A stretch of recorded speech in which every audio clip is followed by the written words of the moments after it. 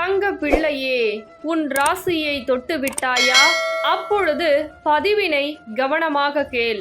ஏன் தெரியுமா என் தங்க பிள்ளையே, உன் வாழ்க்கை எப்படி இருக்க போகிறது என்று இந்த தாய் கணித்து சொல்ல போகிறேன். சில விஷயங்கள் உன் வாழ்க்கையில் நான் என்ன செய்ய போகிறேன் என்பதையும் இந்த பதிவின் மூலமாக உனக்கு தெரியப்படுத்த இந்த தாய் வந்திருக்கிறேன். அதனால் உன் ராசியை தொட்டுவிட்டு பதிவினை கண்களை மூடி கவனமாக கேட்க வேண்டும். அப்படி கேட்டால்தான் நடந்து கொண்டது இப்பொழுது என்ன நடக்க போகிறது, புது வருடத்தில் என்ன உனக்கு நடக்க போகிறது, இதற்கு முன்னதாக யாரால் நீ இப்படி கஷ்டப்பட்டு கொண்டிருக்கிறாய் என அனைத்தையும் தெல்ல தெளிவாக உனக்கு தெரியப்படுத்த போகிறேன். என் மீது நம்பிக்கை கொண்டு என்னுடைய அன்பு தங்க பிள்ளையாக இருந்தால் இதை முழுவதுமாக கேட்டு கட்டாயமாக தெரிந்து கொள்ள வேண்டும். ஏனென்றால் பல விஷயங்கள் உன் மனதுக்குள் போட்டு புதைத்து கொண்டிருக்கிறாய்.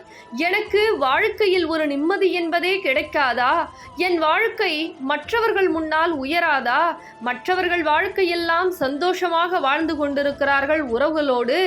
ஆனால் நேர்மையாக இருந்து நியாயமாக நடந்து இன்று நான் தனிமையில் தவித்து நிற்கின்றேனே, அப்படி என உன் மனமானது குமுறி கொண்டிருக்கிறது. என்ன என் தங்க பிள்ளையே, நான் சொல்வது சரியா?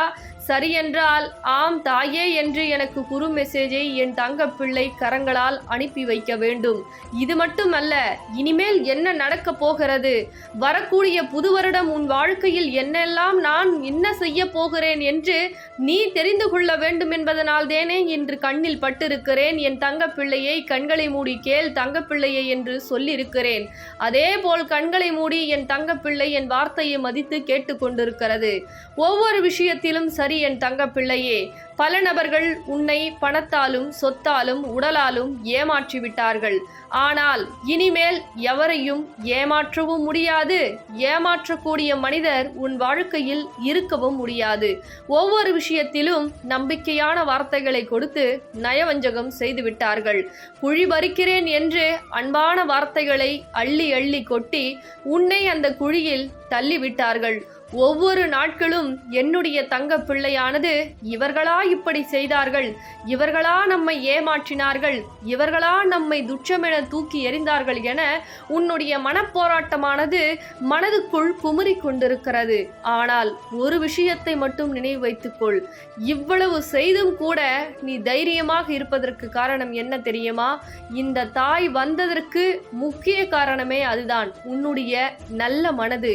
இந்த நல்ல மனது நன்றி கெட்ட மனிதர்களுக்கு புரிந்து கொள்ளவும் முடியாது, புரியவும் வைக்க முடியாது. அதனால்தான் நீ யார் என்று உனக்கு உணர்த்த வந்திருக்கிறேன். ஒவ்வொரு விஷயத்திலும் மற்றவர்கள் சொல்வது வேதவாக்காக எடுத்துக்கொண்டு சில விஷயத்தில் நாம் தவறாக நடந்து கொண்டிருக்கிறோமோ, நம் செய்கையானது மற்றவர்களுக்கு பிடிக்கவில்லையோ, அதனால்தான் அந்த மனிதருக்கு நம்மை பிடிக்கவில்லையோ என்று கெட்டவர்களுக்காக என்ன விஷயத்தை செய்தாலும் உன்னுடைய நல்ல குணத்தை புரிந்து கொள்ள முடியாது. அதனால்தான் முதலில் நீ யார் என்று நீ உணர்ந்து கொள்ள வேண்டும். மற்றவர்களுக்காக, அதுவும் கெட்ட மனிதர்களுக்காக நீ அனைத்து விஷயத்தையும் மாறி மாறி மாறி உன் வாழ்க்கையே மரணப்படுக்கையில் மாறிவிட்டது. ஆனால் நல்லவர்களுக்காக மாறலாம், தவறல்ல. நல்லவர்களுக்காக விட்டு கொடுக்கலாம், தவறல்ல. உன் வாழ்க்கையை உன்னையும் சந்தோஷப்படுத்துவதற்காக விட்டு கொடுக்கலாம், தவறல்ல. ஆனால் உன்னை கஷ்டப்படுத்தி கலங்கடித்து உன்னுடைய சொத்தையும் பணத்தையும் அபகரித்து இவையெல்லாம் செய்தவர்கள் நீ மாற வேண்டாம். அவர்களே மாற்றத்தை தேடி ஓடோடி விடுவார்கள். இந்த தாய் துரத்தி துரத்தி அவர்களை அடித்து விட்டேன். ஒரு சில விஷயம் என்னுடைய தங்க பிள்ளைக்கு நான் தெரியப்படுத்தி விட்டேனே ஏற்கனவே. என்ன என் தங்க பிள்ளையே, உன் வாழ்க்கையில் வந்து துரோகம் செய்பவர்கள், ஏமாற்றுபவர்கள், உன்னை அப்படியே பயன்படுத்தியவர்களெல்லாம் நான் தெரியப்படுத்தவில்லையா, இல்லையா, உண்மையா என்று இப்பொழுது நான் கேட்கக்கூடிய கேள்விகளுக்கு ஆம் இல்லை என்று குறு மெசேஜை அனுப்பி வைக்க வேண்டும். நான் உன் வாழ்க்கையில் வந்திருக்கிறேன் என்றால் நிச்சயமாக உன்னை ஏமாற்றியவர்களை நான் கண்ணில் காட்டி கொடுத்திருப்பேன். ஆமா இல்லையா? இல்லை என்றால் இல்லை தாயே என்று சொல், ஆம் என்றால் ஆம் என்று சொல். ஏனென்றால் நான் உன் இல்லத்திற்கு வந்துவிட்டேன், நான் உன் இல்லத்தில் பதித்து விட்டேன் என்றால் கயவர்கள், கொடூரமானவர்கள், மனதில் அழுக்கு நிறைந்தவர்கள், பொறாமை பிடித்தவர்கள் எல்லாம் அனைவரும் பறந்தோடி இருப்பார்களே என் தங்க பிள்ளையே. அவர்கள் ஏன் ஓடினார்கள் என்று அனைத்தையும் உனக்கு தெரியப்படுத்தியிருப்பேன்.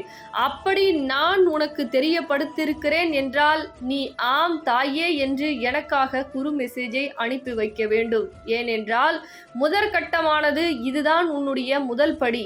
ஏனென்றால் உன் வாழ்க்கையில் நீ மிகப்பெரிய உயர்நிலையை அடைய போகிறாய். வரக்கூடிய புது வருடத்தில் இருந்து மிகப்பெரிய சாதனையெல்லாம் உன் வாழ்க்கையில் படைக்கப் போகிறாய்.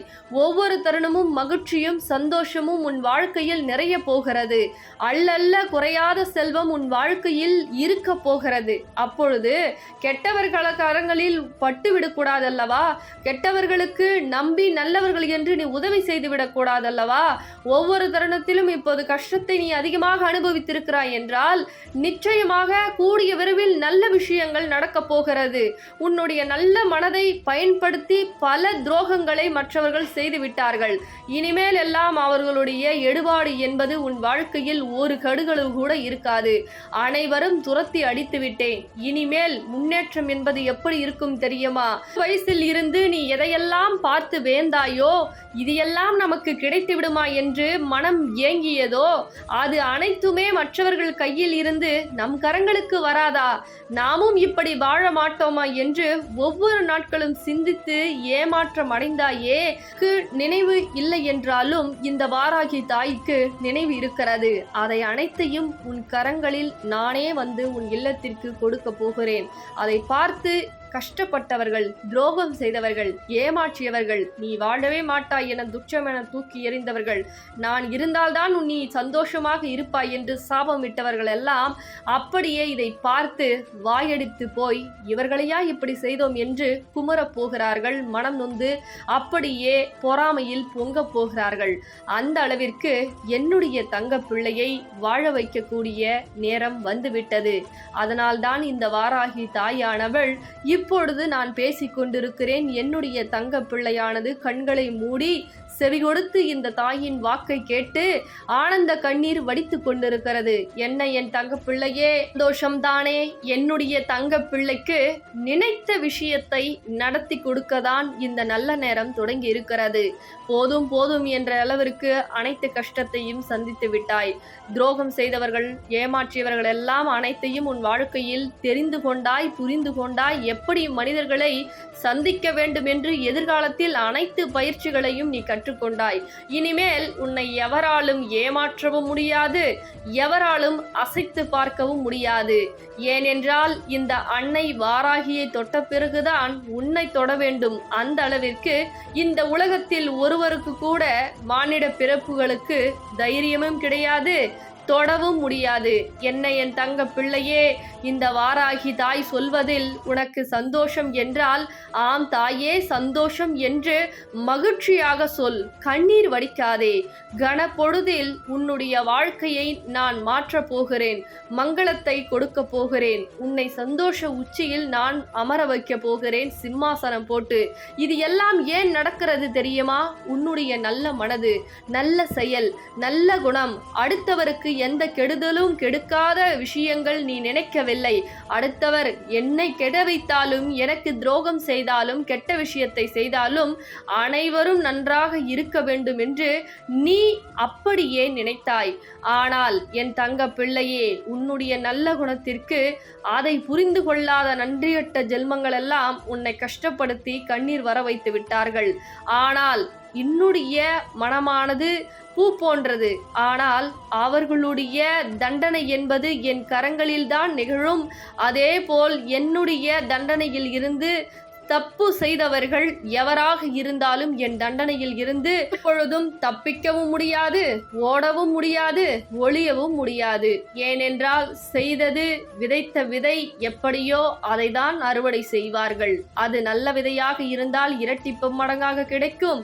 அதே போல் கண்ணீர், கவலை, ஏமாற்றம், துரோகம் என அடுத்தவர்களுக்கு, அதுவும் நல்ல மனதிற்கு கொடுப்பவர்களுக்கு நான் இரட்டிப்பு மடங்காக இல்லை, 1000 மடங்காக அவர்களுக்கு அதை நான் திருப்பி கொடுப்பேன். அது நிச்சயமாக நடக்கும்.